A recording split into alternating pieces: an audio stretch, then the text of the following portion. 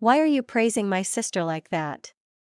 Are you married to my sister or are you married to me? Rian smirked and said, the day I married you, I married every female child in your family, including your mother.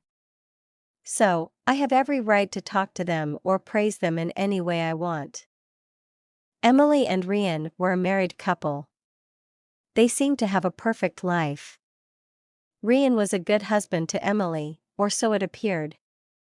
He loved her and took care of her. Emily came from a poor family, but Rian had changed her life. He had opened a big boutique for her, and she was able to buy expensive things. She felt like the best wife among her friends. Emily was very happy with her life. She had everything she needed, and Rian was always there to support her. He would often surprise her with gifts and take her on romantic trips. Emily's friends would often envy her, and she would feel proud to be Rian's wife, but behind closed doors, Rian had a different personality. He was not the same man that Emily's friends saw. He had a dark character, also a womanizer. Rian, as a womanizer, has been hurting Emily deeply with his actions. Whenever Emily tries to confront him about his behavior, he becomes defensive and yells at her, "Leave me alone, Emily." Rian would shout. "I've given you everything you could possibly want. You're just a poor woman from a dirty background, and I've lifted you up to a life of luxury. What more could you possibly want from me?" Emily would try to explain to Rian how his actions are hurting her, but he wouldn't listen. He would continue to belittle her and make her feel like she's ungrateful for everything he's done for her. "You have a big boutique, a beautiful car, and a comfortable home," Rian would say. "What else could you possibly need? Just let me have my freedom and don't disturb my life." Emily would feel devastated and heartbroken, wondering why Rian couldn't understand her feelings and why he couldn't be faithful to her. She would try to talk to him, to reason with him, but he would just shut her down and walk away. This cycle of hurt and rejection would continue, leaving Emine feeling more and more isolated and alone in her marriage. She would begin to wonder if she's the problem, if she's not good enough for Rian, or if she's just being too sensitive. Emily was heartbroken as she watched her husband, Rian, continue his life of infidelity. He would often bring women home, even when she was present, and would flirt with them openly. Whenever Emine tried to confront him about his behavior, he would become defensive and shout at her, "What's your problem, Emily?" Rian would say, "I've given you everything you could possibly want. You're living a life of luxury, and I'm taking care of your family. What more could you possibly want from me?" Emily would try to explain to Rian how his actions were hurting her, but he wouldn't listen. He would tell her that she was being selfish and that she should be grateful for everything he had done for her. "If you ever try to disturb my life again, I'll take everything away from you," Rian would threaten. "You'll go back to living in poverty, and your family will suffer." "Is that what you want?" Emily was devastated by Rian's words. She couldn't believe that her husband, the man she loved and trusted, could be so cruel and heartless. She felt like she was living in a nightmare, and she didn't know how to wake up. "Rian, please," Emily would beg. "Can't you see how your actions are hurting me? Can't you just be faithful to me and love me for who I am?" But Rian wouldn't listen. He would just laugh and tell her that she was being stupid and naive. He would tell her that she should be grateful for everything he had done for her and that she should just accept his infidelity as a part of their marriage. Emily was torn apart by Rian's words. She didn't know what to do or where to turn. She felt like she was all alone in her marriage, and she didn't know how to make things right. She could only hope that someday, Rian would come to his senses and realize the hurt he was causing her. But until then, she was stuck in a loveless and painful marriage. As the night wore on, Emily sat in the sitting room, her mind racing with thoughts of her troubled marriage. She had been calling Rian on phone, but he wasn't picking up, and she knew that he was probably out with other women. She felt a deep sense of sadness and frustration, wondering how her marriage had come to this point. Oh God, why is this happening to me? Emily thought to herself. If I leave this marriage, how will I cope with my family? I came from a poor home, and Rian has been taking care of us. If I leave, I'll lose everything, the boutique, the car, the expensive things he gives me. He'll stop paying my siblings' school fees, and he'll stop taking care of my family. What will I do? Emily felt trapped, like she was stuck between a rock and a hard place. She didn't want to stay in a marriage where her husband was cheating on her, but she was also afraid of the consequences of leaving. She thought about how Rian had used her poor background to his advantage, taking control of her life and manipulating her into staying in the marriage. I never knew Rian was such a heartless man, Emily thought. He's using my poor family to take advantage of me. If I leave, I'll go back to a wretched and poor family like the one I came from. My siblings will go back to hawking, and there will be no one to pay for their school fees. Oh God, please help me out of this situation. As the hours ticked by, Emily became more and more desperate. She didn't know what to do, and she felt like she was all alone in her struggles. Oh God, please help me, Emily prayed. I don't want to go back to poverty. Please help me, and change my husband's heart towards me. I don't want to leave him, but I don't know if I can stay in this marriage anymore. As the night wore on, Emily's husband, Rian, never showed up. She was left alone, sitting in the dark, wondering what the future held for her and her family. She felt like she was at a crossroads, unsure of which path to take. One day Emily discovered that she was pregnant. She sat in her room, staring at the pregnancy test in her hand. Oh God, why did you allow me to become pregnant to that monster? She thought to herself. How am I going to lead this marriage now that I'm pregnant? I don't want to raise a child without a father, but I don't know if I can stay in this marriage either. She thought about all the problems she had been having with Rian, all the times he had cheated on her and disregarded her feelings. She didn't want to bring a child into a home where they wouldn't be loved and cared for, but as she thought about it more, Emily decided that she was going to keep the pregnancy and stay in the marriage. She hoped that one day, Rian would change and become a better husband and father. A few days later, Emily decided to share the news with Rian. She found him in the living room, watching TV, and she sat down next to him. Rian, I have something to tell you, she said, trying to sound excited. I'm pregnant. Rian looked at her, but he didn't seem surprised or excited. Okay, you're pregnant. Fine, he said. Just take care of yourself until you give birth to it. Emily felt a pang of disappointment and hurt. She had expected Rian to be happy and excited about the news, but instead, he seemed completely uninterested. Is that all you have to say? Emily asked, trying to keep her emotions in check. I'm having your child, and you don't even seem to care, Rian shrugged. What do you want me to say? I'm happy, okay? Just take care of yourself and the baby. I believe you have the money to do so, but if you don't, come to me, I will give you a check to do so. He said and walked away. Emily felt tears welling up in her eyes. She couldn't believe that her husband was being so insensitive and uncaring. Oh God, what kind of husband did I marry? She thought to herself. He has money, he gives me everything, but he never appreciates me or gives me any attention.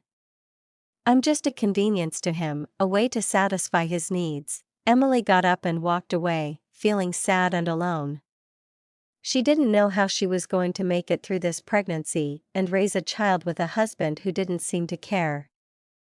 9 months later, Emily gave birth to a beautiful baby boy. As she was recovering from childbirth, her mother called her on the phone. Emily, my dear, I'm so happy to hear that you've given birth to a healthy baby boy, her mother said. But I'm afraid I won't be able to come and stay with you for a few months like we discussed. I'm so busy with church work and other things. and I won't be able to leave." Emily was disappointed. She had been looking forward to her mother coming to stay with her and help her take care of the baby. "But Mama, this is my first child," Emily said. "I need your help and support." "Who will take care of me and the baby?" "Don't worry, my dear," her mother replied. "Your sister Jacinta is coming to stay with you and take care of everything. She's a big girl now and can handle it." There will be no problem. Emily wasn't so sure, but she agreed to let her sister come and stay with her. A few days later, Jacinta arrived at Emily's house, eager to help her sister and meet her new nephew. Emily was happy to see her sister and was grateful for her help. Rian, Emily's husband, also welcomed Jacinta warmly and thanked her for coming to stay with them. As Jacinta settled into the house, she was amazed by how beautiful the baby was. She couldn't stop cuddling and playing with him, and Emily was grateful to have her sister's help. "Thank you so much for coming, Jacinta," Emine said, as she watched her sister care for the baby. "I don't know what I would do without you." Jacinta smiled and hugged her sister. "I'm happy to be here for you. Emily will take care of the baby and you together." As the days went by, Jacinta proved to be a big help to Emine. She took care of the baby, cooked meals, and even helped with the household chores. Emily was grateful to have her sister by her side, and she knew that she could always count on her. But as Jacinta settled into the house, she began to notice that something was off. Rian, Emily's husband, seemed to be paying her a lot of attention, and she couldn't help but feel uncomfortable. She didn't know what to make of it, but she knew that she had to be careful. One faithful day Rian was praising Jacinta, not minding that Emily, his wife, was sitting there. "You're praising me again," Jacinta said, trying to brush off the compliment. "I'm just a simple girl, sir," Rian couldn't help but chime in. "Yes, you are indeed a beautiful and charming young woman, Jacinta.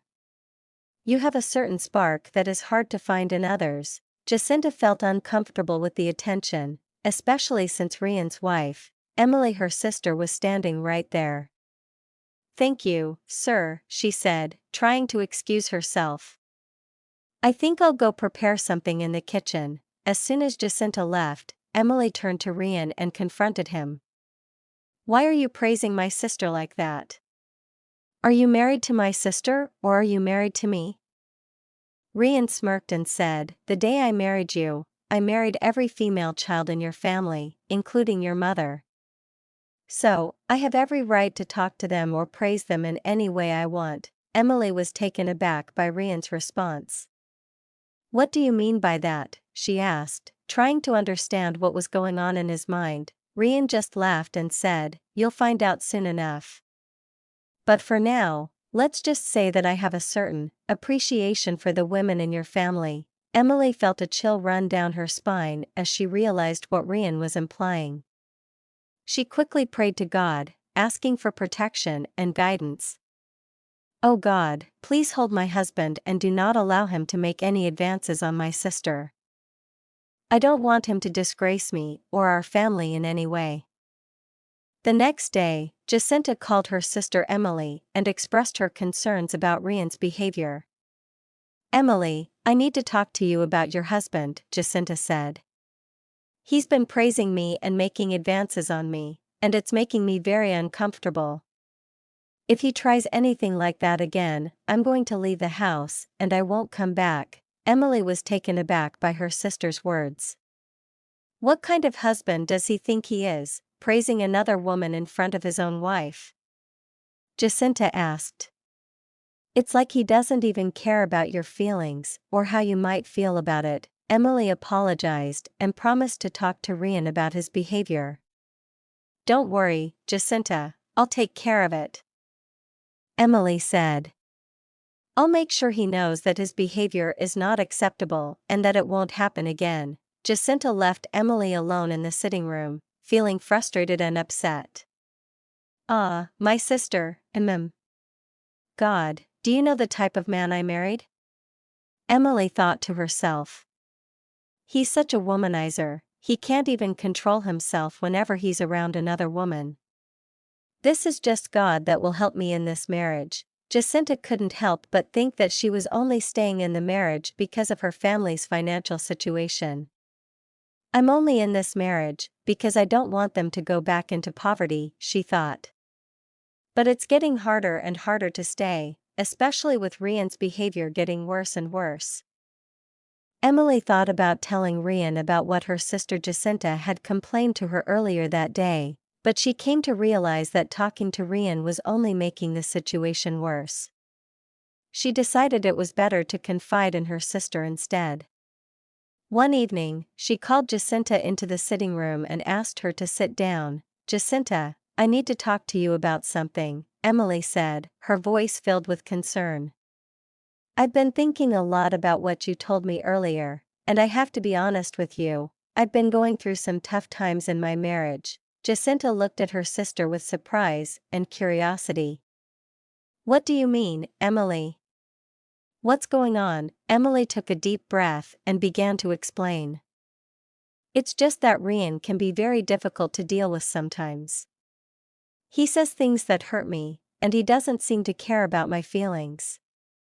I've been trying to talk to him about it, but it only seems to make things worse." Jacinta listened attentively, her expression filled with empathy. "I'm so sorry, Emily.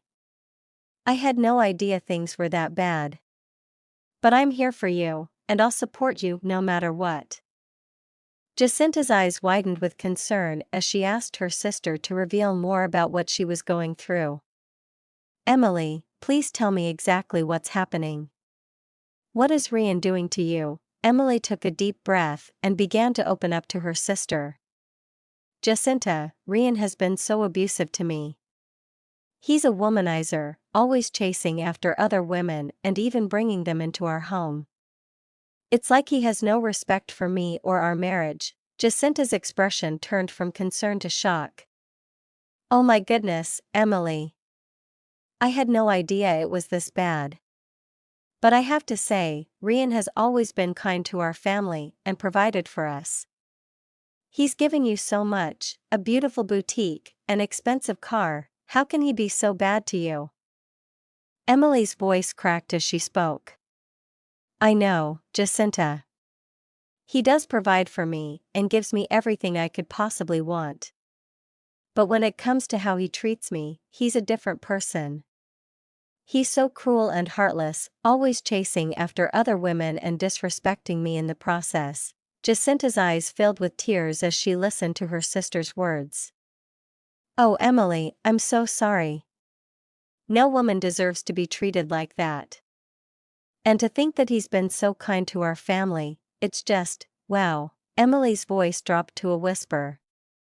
"And it's not just that, Jacinta. Even if you were to give him the attention he's seeking, he would still find a way to sleep with you. He's just that kind of person." Jacinta's face set in a determined expression. "God forbid, Emily, I will never do such things." "See, Emily," Jacinta said, "no woman deserves to be hurt to that extent. You need to get out of this marriage, you deserve so much better than this." One day, Jacinta decided to talk to Rian about the way he is treating Emily, her sister. Jacinta's anger boiled over as she confronted Rian. "How can you treat my sister so badly?" she demanded. "She's not a slave to you, and she doesn't deserve the ill treatment you're giving her." Rian sneered at her. "You people are more than slaves," he retorted. "She deserves all the ill treatment I'm giving her. If not for me, you wouldn't be able to wear those clothes or live in this mansion. You'd be struggling to survive." Jacinta's face twisted in disgust. "You're a wicked and cruel man," she spat. "That's why you've kept my sister under your control, treating her like a slave.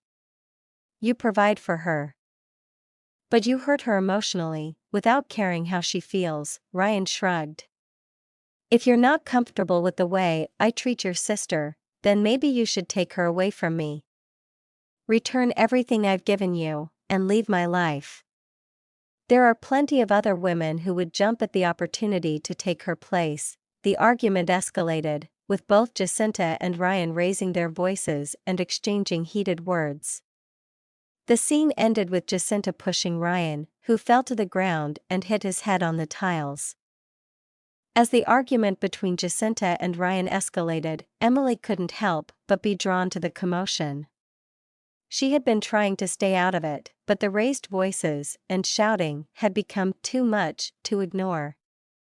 She made her way to the scene, but before she could intervene, she was met with a shocking sight: Ryan lying motionless on the floor. Jacinta, realizing what had happened, was filled with regret and panic. She quickly turned to Emily and, with her help, they rushed to Ryan's side.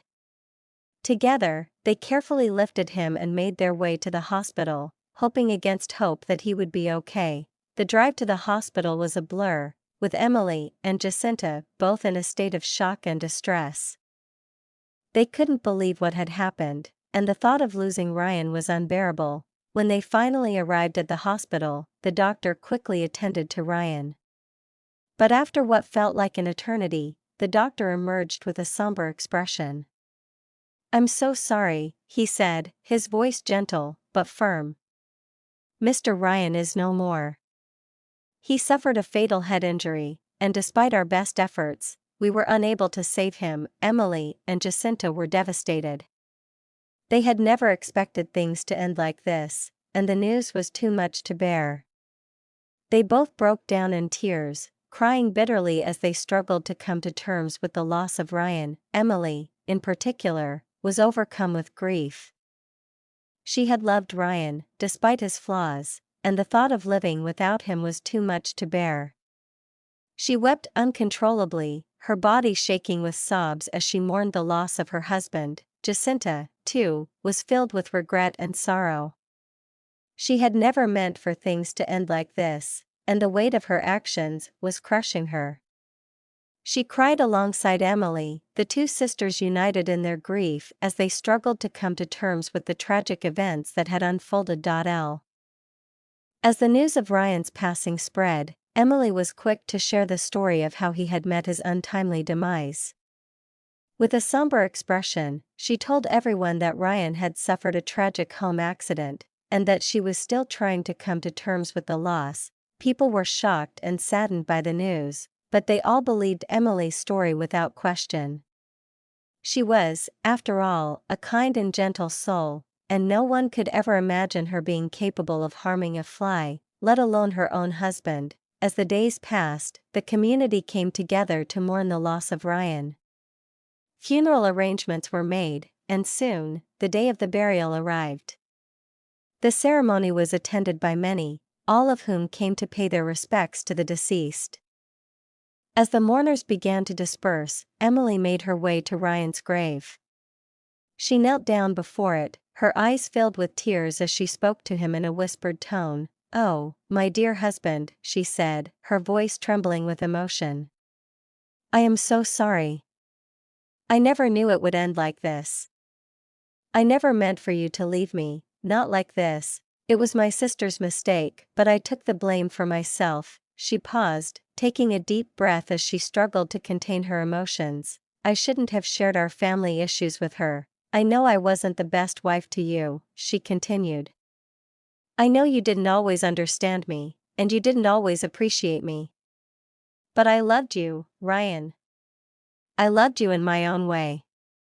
And I will always cherish the memories we made together." As she spoke, Emily's tears fell onto the grave, mingling with the earth that covered Ryan's body.